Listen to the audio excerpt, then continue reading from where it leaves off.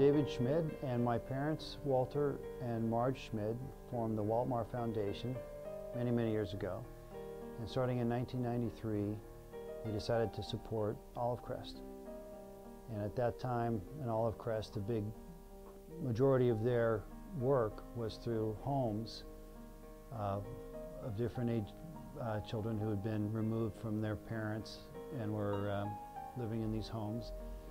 And so we visited the toddler house, and from that visit, everyone in our family was committed to helping Olive Crest for many generations. And even thinking about it now pulls at my heartstrings to think that these little innocent kids were being hurt by their own parents. And I recognized then the critical need for an organization such as Olive Crest to help these kids in some way. If I was an Olive Crest kid, I'd want the supporters of Olive Crest to know that they made a difference in my life, a positive difference, and helped break the chain of child abuse.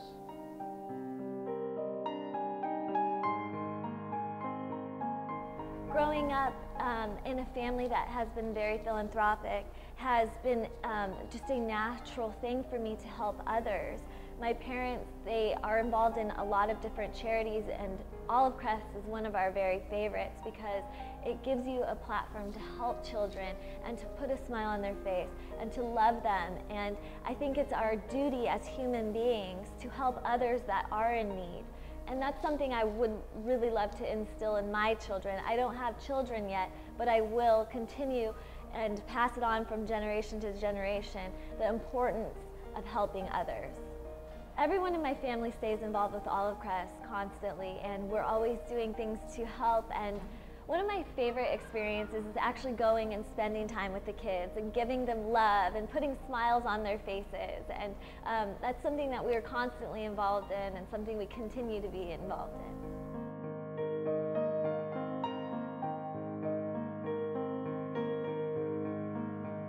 The neat thing that Olive Crest brings is the ability to take that life that's kind of heading in one direction and basically get it back on the right path.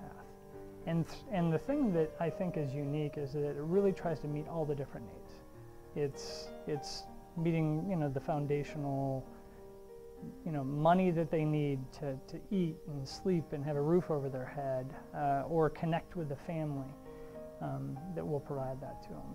And once you're a kid with Olive Crest, you're always a kid, even when you're an adult in Olive Crest. So, for years it's been one life at a time.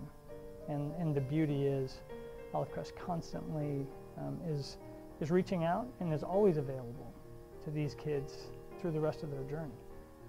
I think all of us, no matter what stage of our life, we're called to give of our time, treasure, and our talents.